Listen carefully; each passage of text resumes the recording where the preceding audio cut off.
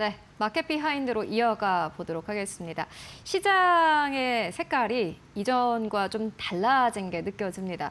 최근에 코스피도 그렇고 뉴욕 증시도 그렇고 사상 최고치를 연이어서 경신하다가 다시 한번 좀 하락하는 흐름을 보여주고 있는데요. 이런 시장 상황을 어떻게 보면 좋을지 오늘 함께 이야기 나눠보도록 하겠습니다. 오늘은 하나증권의 이경수 수석연구위원 모시고 이야기 나눠보도록 하겠습니다. 안녕하십니까? 네, 안녕하십니까? 네, 위원님 이렇게 아침에 나와주셔서 감사합니다. 아유, 고맙습니다. 네, 지금 오전 7시 10분인데 좀 무거운 이야기로 시작을 해봐야 될 것 같습니다. 앞서서 저희가 좀 만나봤는데 화면으로 3고라고 표현을 합니다. 유가도 높고 그리고 여기에 더불어서 사실 지금 뭐 금리도 그렇고 네. 물가도 그렇고 유가 높고 전체적으로 다 높은 상황이에요. 이런 시장 상황을 좀 어떻게 진단하고 계십니까? 특히나 최근에 또 국채 시장도 약간 좀 요동치고 있지 않습니까? 네. 금리가 이제 거의 이제 5% 근접하면서 이제 그러니까 금리가 올라가면 기본적으로는 이제 뭐 주식에 대해서 사실 그 매력도가 많이 떨어지게 되는 거죠. 잘 아시다시피. 근데 이제 사실은 이제 뭐 고유가, 고금리, 고물가 이렇게 말씀을 주셨는데 기본적으로는 이제 그 물가가 상승을 하는 거에 대한 어떤 시장의 반응이 과거와는 좀 다른 모습이 관찰이 됩니다.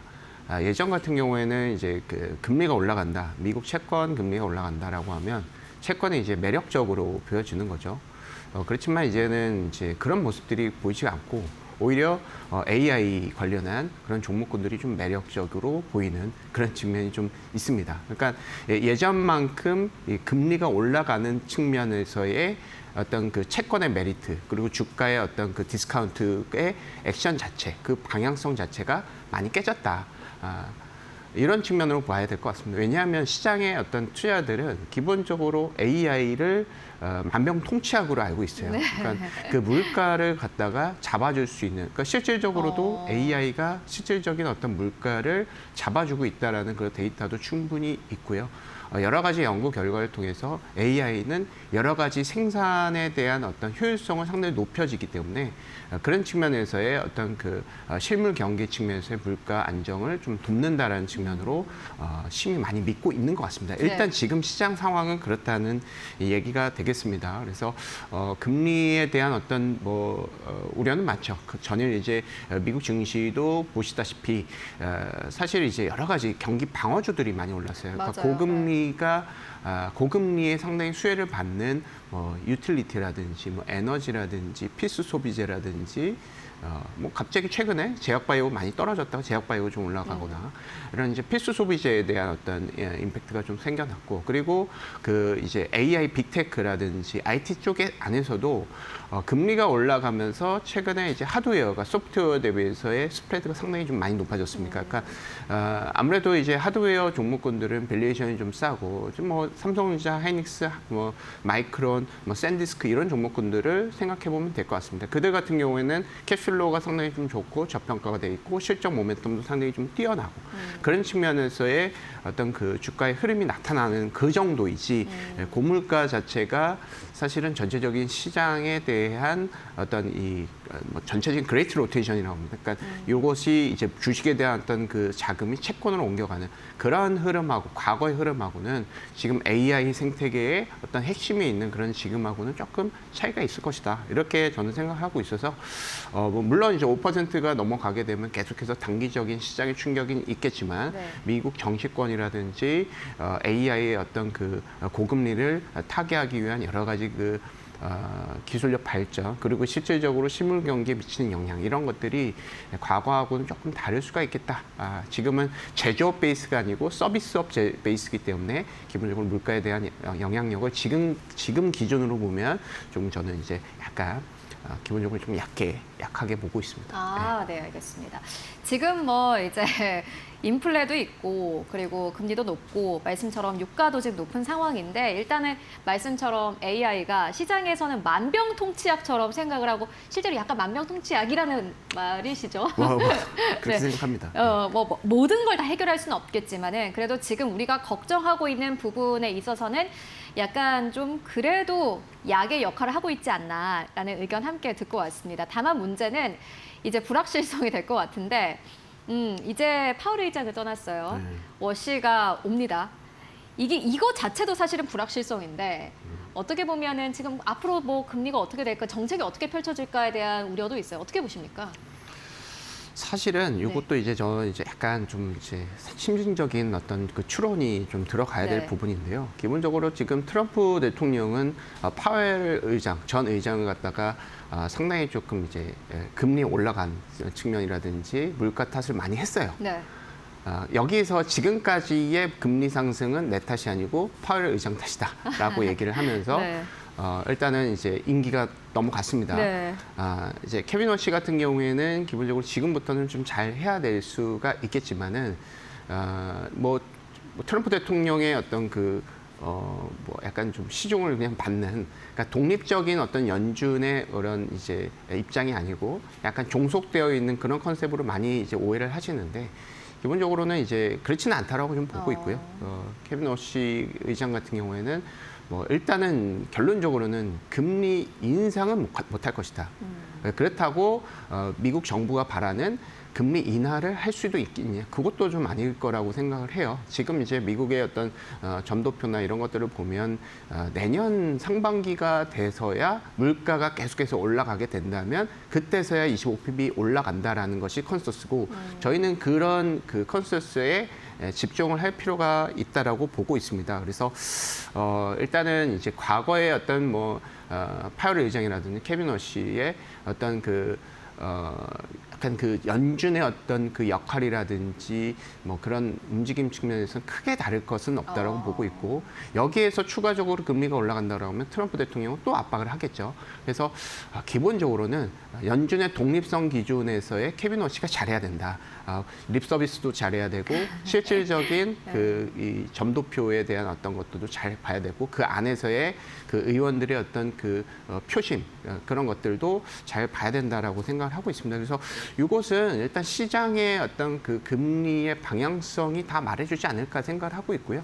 일단 저는 이제 심층적인 말을 말씀드렸고, 더 중요한 것은 이제 시장의 어떤 금리의 방향성인데, 기본적으로는 지금 이제 유가가 올라가고 있다는 측면, 그리고 이런 것들을 통제하기 위해서 이제 금리가 올라가고 있다는 것은 변함이 없다.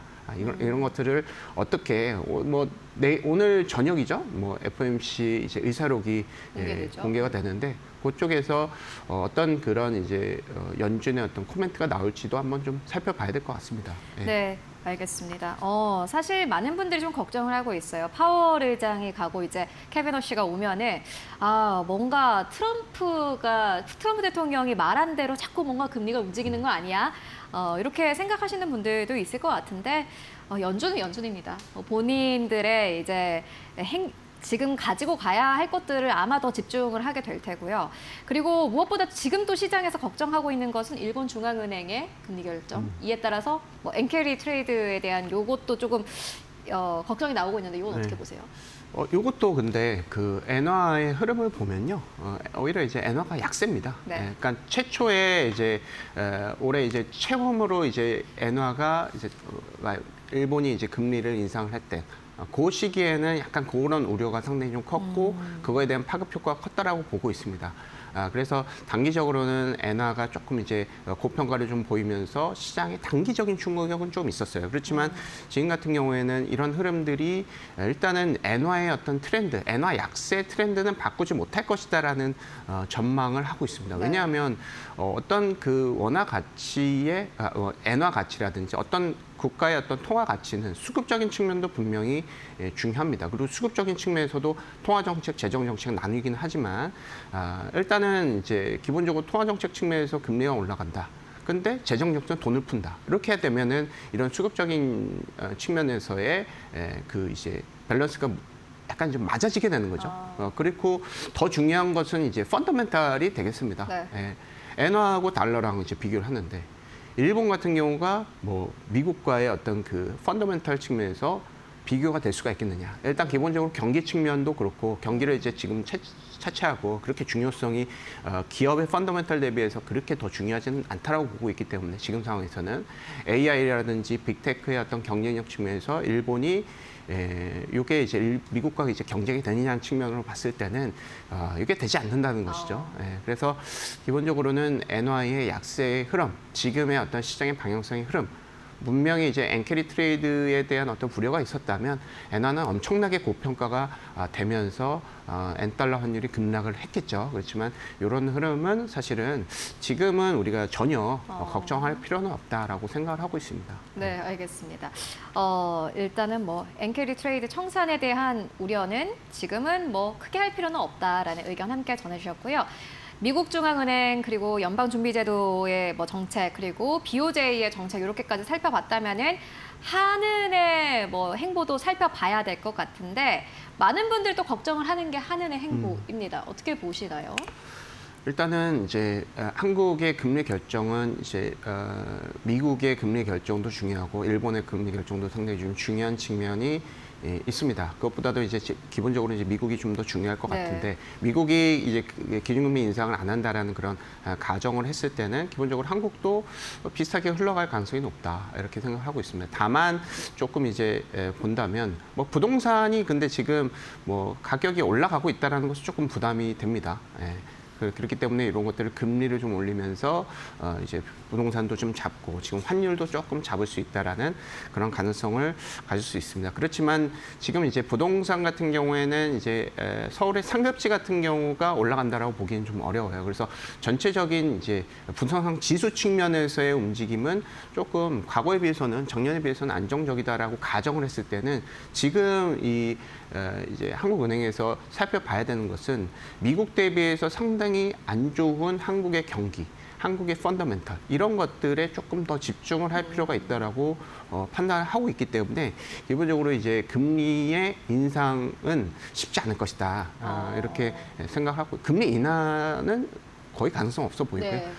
일단은 계속 유지 혹은 금리 인상인데 인상 가능성이 조금 중립보다는 좀 낮다. 그래서 계속해서 금리는 중립적인 흐름으로 계속 지금 금리 수준을 계속 이어가지 않을까라는 생각을 좀 가지고는 있습니다. 네, 뭐 네. 미국이 움직이게 된다면 그때 움직이겠죠. 그럴 수도 있을 것 같습니다. 네. 네. 그거는 꼭 그럴 것 같습니다. 왜냐하면 환율 측면에서의 신경을 많이 쓰는 정보이기 때문에 네. 그런 측면은 좀 분명히 있습니다. 네. 네, 알겠습니다. 한국은행의 행보는 일단은 지금은 인하보다는 중립을 계속해서 유지할 가능성이 크다라는 의견 전해주셨고요. 다만 미국이 움직이게 된다면 그때 또 한국은행의 행보는 달라질 수 있을 것으로 보여집니다. 앞서서 또 원달러 환율 말씀해 주셨는데 달러에 대한 원화의 환율도 역시나 마찬가지로 최근 시장에서는 약간의 우려점으로 나오고 있습니다. 1,500원대가 어쨌든 간에 약간의 좀 투자 심리를 결정하는 포인트가 되고 있거든요. 어떻게 보세요? 환율은 일단 기본적으로 원론적으로 아까 엔화 분석한 것 같이 수급적인 측면을 분석을 하면 네. 기본적으로 한국은 이제 통화 정책, 재정 정책 일본하고 비슷하죠. 통화 정책은 기본적으로 조금 이제 올리려고 하는 그런 모습들이 관찰이 되고 있고 약간 좀 이제 비둘기라고 보기는 어렵잖아요. 네. 그런 측면이 있고 재정적인 측면에서는 엄청나게 푸는 그런 측면이 있습니다. 그래서 수급은 뭐 똔똔이다라고 가정을 하고 펀더멘털 측면으로 보면 미국 대비해서 단기적으로는 뭐 이제 기업 실적 측면에서는 조금 좋은 측면이 있습니다. 다만 이 포트폴리오 차원이라든지 어떤 그 사업의 안정성 측면에서 보면 미국 대비해서 좋지 않은 것은 사실입니다. 그러니까 너무 반도체에 편향돼 있는 측면이 있고 다른 섹터의 이익 증가율이 좀 잘 나타나지 않는 측면이 있습니다.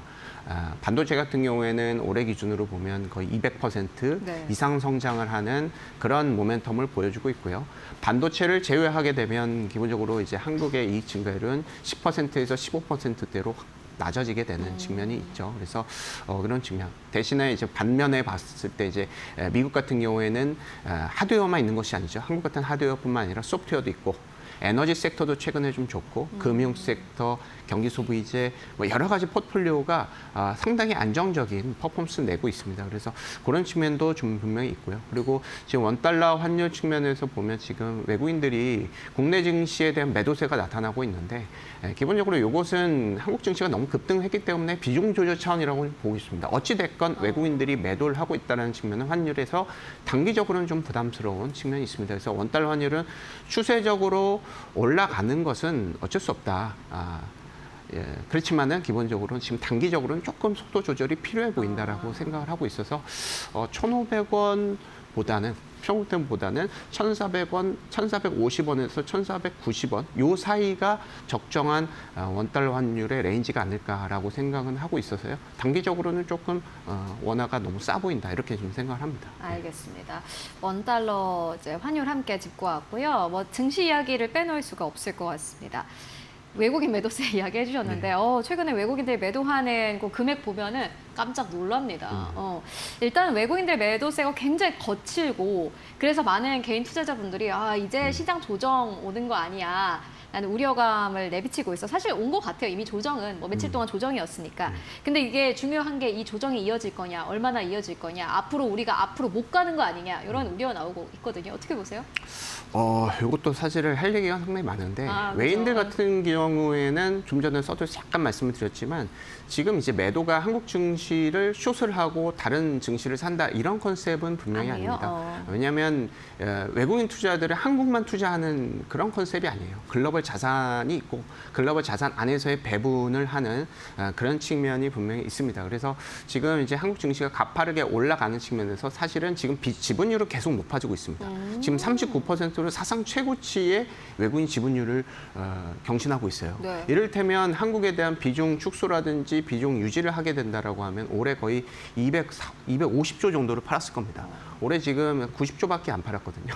그러니까 90조밖에라는 게 조금 이제 그렇긴 하겠지만 네. 우리 사이즈가 상당히 좀 커졌다는 얘기예요. 그 정도 팔면 계속 지분율이 높아집니다. 그래서 외인들은 사실은 다른 방법으로 이렇게 급등하는 상황에서 다른 방법으로 한국 지수의 어떤 그 지분율을 획득하고 있다라고 해석을 해도 무방하던 측면이 있습니다. 그리고 이런 흐름 자체는 기본적으로 국내 증시의 어떤 상승세가 완화되거나 이런 측면에서 지금 이제 MSCI의 5월 달에 저희가 이제 5월 말에 리밸런싱이 있는데 한국의 비중이 상당히 많이 올랐습니다. 15%에서 이머징 안에서 22%까지 올라왔어요. 와. 이것이 5월 말에 반영이 될 것이고 6월 달 같은 경우에는 MSCI 선진지수 편입을 위한 와치리스트 등재 가능성이 상당히 좀 높습니다.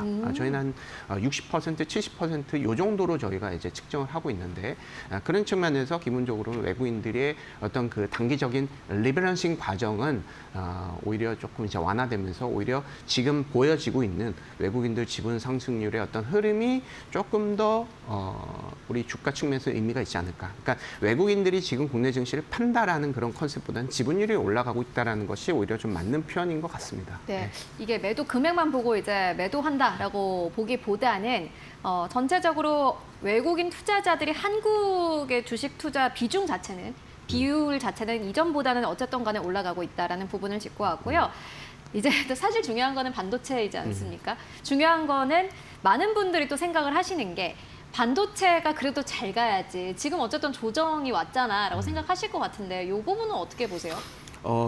반도체는 기본적으로 과거하고 좀 다른 부분이 있다면 빅테크하고 연관성이 상당히 높아졌다라는 그죠. 거예요. 네. 과거에는 빅테크가 올라가도 한국의 반도체 사이클, 재고 사이클에 따라서 디램 낸드 재고 사이클에 따라서 주가의 어떤 변동성이 큰 측면이 있고요.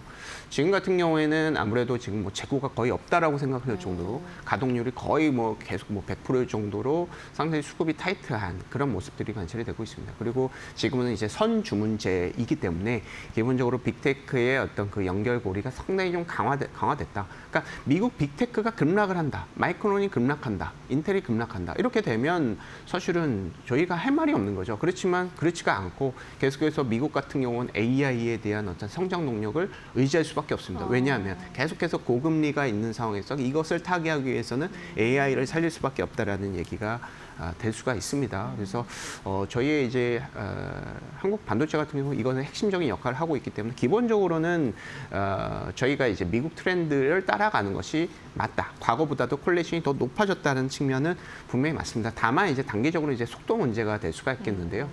삼성전자하고 하이닉스의 상관계수가 기본적으로 1에 근접하면 단기적으로는 좀 이제 고점인 약간 속도 조절이 필요한 시기로 통계적으로는 분석이 되고는 합니다. 그래서 그런 측면이 좀 있고 그리고 빅테크와 연결고리를 말씀을 드렸는데 빅테크의 연결고리 측면에서 핵심적인 가정은 빅테크가 계속해서 캐펙스 투자를 한다라는 가정인데 지금 빅테크의 순이익하고 캐펙스를 비교를 해보면 순이익은 계속 높아지고 있는데 그 캐펙스가 이걸 따라잡고 있습니다. 그러니까 돈을 번 만큼 이제 캐펙스가 투자하는 측면이 있어요. 그러니까 조금만 시간이 지나면 뭐 저희 예상으로 내년, 내후년 요 정도가 되면 빅테크의 캐펙스가 순이익을 넘어설 겁니다. 그러면 이제 순현금 측면에서는 마이너스가 되는 거죠. 그런 측면이 되면 캐펙스에 대한 추세적인 우리가 담보를 할 수가 있겠느냐라고 생각을 한다면 그거는 약간 좀 부담스러울 수 있습니다. 다만 이거는 제가 최악의 어떤 그런 컨셉으로 말씀을 드린 거고 아까 이제 오늘 이제 미국 증시에서도 말씀을 드렸겠지만 금리가 어느 정도 높은 수준에서 저희는 소프트웨어보다 지금 하드웨어가 상당히 좀 각광을 받는 그런 측면이 분명히 좀 작용하고 있고 삼성전자 하이닉스의 어떤 실적 추정치라든지 저평가 지금 이제 뭐 5배, 6배 수준이기 때문에 글로벌 이제 마이크론이라든지 이런 것들에 비해서 한 50% 싸거든요. 그런 측면에서의 어떤 그 수급적인 임팩트, 밸류에이션 메리트는 충분히 있다라고 생각을 하고 있고 지금 반도체 후기 사이클이라고 봐도 될 것 같아요. 주가 측면에서. 네. 근데 저희가 이제 분석을 해본 결과 후기 사이클의 가격 모멘텀이 가장 높습니다. 전기, 중기, 후기 측면에서 가격 모멘텀이 가장 높고 개인들의 수급이 더 많이 들어오거든요. 그래서 이 후기 사이클에서의 전략은 기본적으로 고점 대비해서 20% 빠지면 기본적으로 그때 탈출해도 늦지 않는다. 그리고 실질적으로 반도체 실적 모멘텀이 좀 둔화된다. 모멘텀이 없어진다. 그때 시기에 우리가 반도체의 어떤 비중 조절을 고민하는 게 맞지 지금 상황에서는 후기 사이클을 같이 즐기는 것이 오히려 저는 맞지 않을까 이렇게 생각하고 있습니다. 네, 좀 정리해보고 가면요. 삼성전자, SK 하이닉스 지금 약간의 기간 조정은 있겠지만은 실적 꺾이지 않았다. 그렇기 때문에 계속해서 봐도 된다라는 의견을 정리해보고 가도록 하겠습니다. 지금까지 이경수 수석연구위원과 함께 이야기 나눠봤습니다. 말씀 고맙습니다.